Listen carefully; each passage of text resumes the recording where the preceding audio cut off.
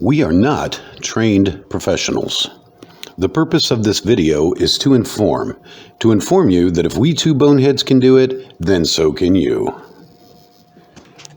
So what we'll be working on today is a 2011 Road Glide with 103 and a 6-speed. We'll be replacing the clutch discs.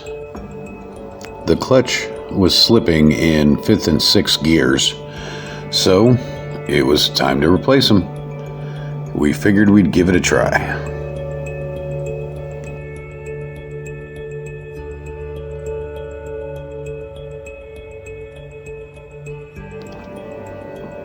As with almost any Harley job, you begin with taking off accessories. The front and rear floorboards had to come off, and in this case he had a heel shifter, so we had to remove the heel shifter as well.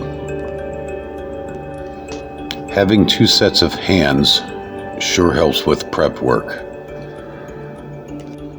With all the accessories out of the way, she's bare and ready for the fun part. Now we get to tear into the insides and inner workings. You know, a lot of people would have drained the fluid before we started this project, but we like to take breaks, so this is a perfect time for it.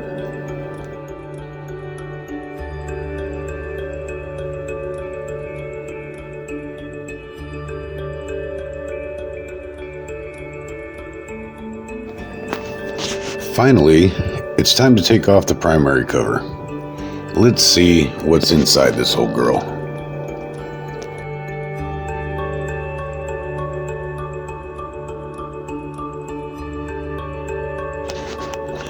So if you're like me, a little OCD and prone to losing things, I got a little tip for you.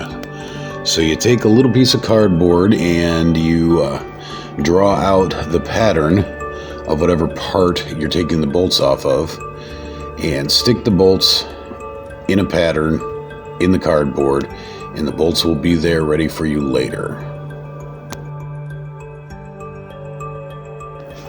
So as usual, just about the time you get a little excited and feel you got some momentum going, you realized you forgot something. So we forgot that we had to soak the discs overnight before putting them back in.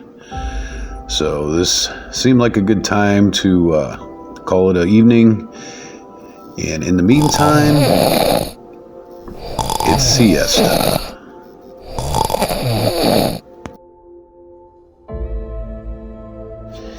Next day, bright and early, ready to get back to the project. So you want to start by releasing the tension at your clutch cable. I didn't show that part, but figured that was a given.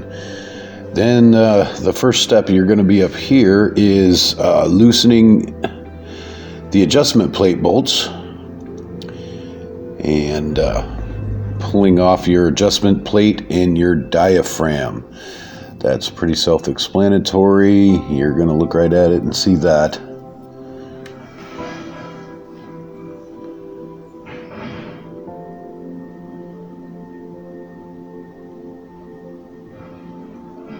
Once those are out of your way, you are going to focus on the snap ring that's on the adjustment shaft. You're going to loosen your lock nut on the shaft itself, pull that ring out in any order. I did it the other way around, as you can see. And once that retaining ring's out of there, the adjustment assembly and the little shaft will fall right out in your hand. Again, pretty self-explanatory. You're also going to want to remove the pressure plate. And once you do that, the clutch plates basically fall off right in your hand.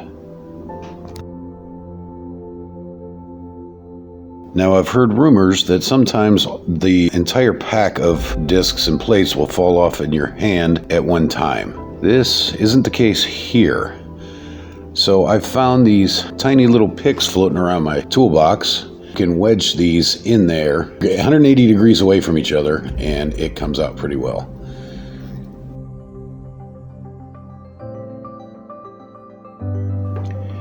You're going to find behind the discs and plates a spring ring with a ring that's a spring seat. You're going to want to check the manufacturer's instructions and see if you reinstall these. The kit that we got instructed that we leave these out. Do not put them back in.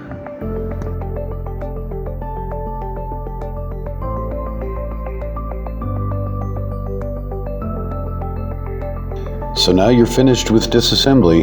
Yes, it really is that simple. Now you can start putting things back together.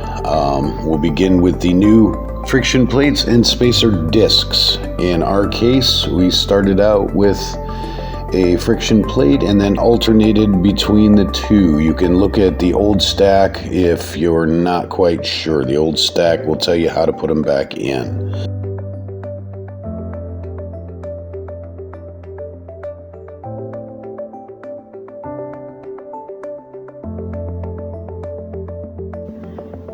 And once you get all your spacers and plates in, it's basically a reversal of the disassembly process. It's, again, really quite simple. You just put it back together the way you took it apart. Make sure you get your proper torque specs on everything just to be safe. And away you go.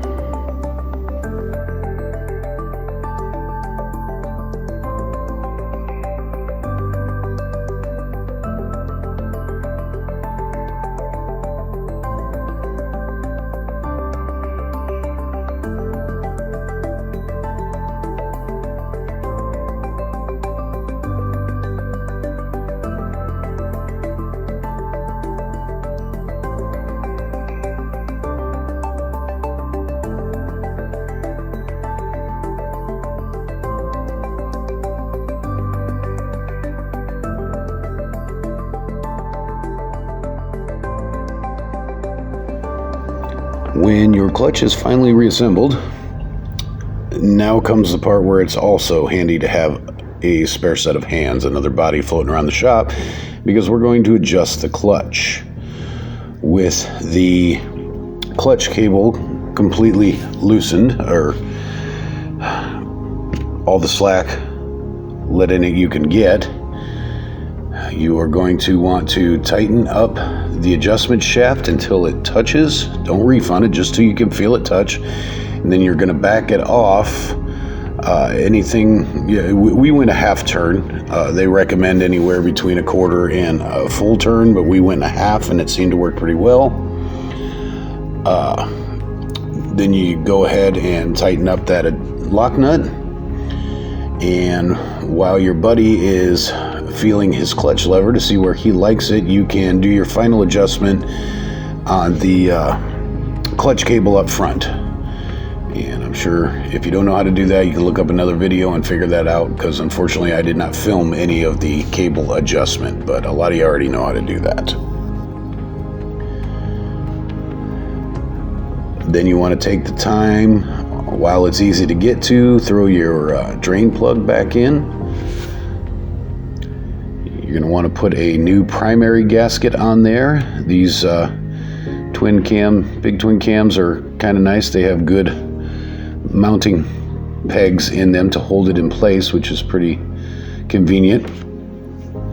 And once you're done cleaning out the old leftover fluid out of your primary case, you're going to want to go ahead and pop that back on there.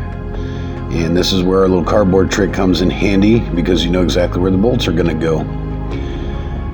Then you can use the fluid, that if it was brand new fluid like it was supposed to be, you can use the fluid to that you soak the clutch discs in to go ahead and fill your primary. Put your derby or inspection cover back where it's supposed to be.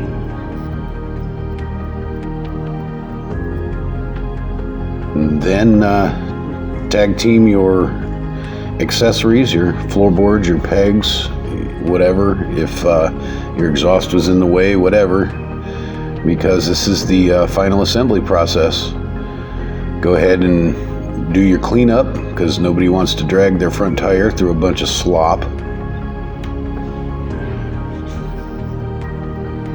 And then it's test drive time. So it really is quite that simple. Don't be afraid to take your covers off and do a little maintenance or repair on your own bike once in a while. If you're incredibly nervous about it, take it to a qualified professional. But if you use some common sense and a little bit of patience, then you can figure out a lot of things you can do on your own bike and save yourself some money. Like I said, if a couple of boneheads like us can figure it out in a couple hours in basic hand tools, I'm pretty sure most of you can too.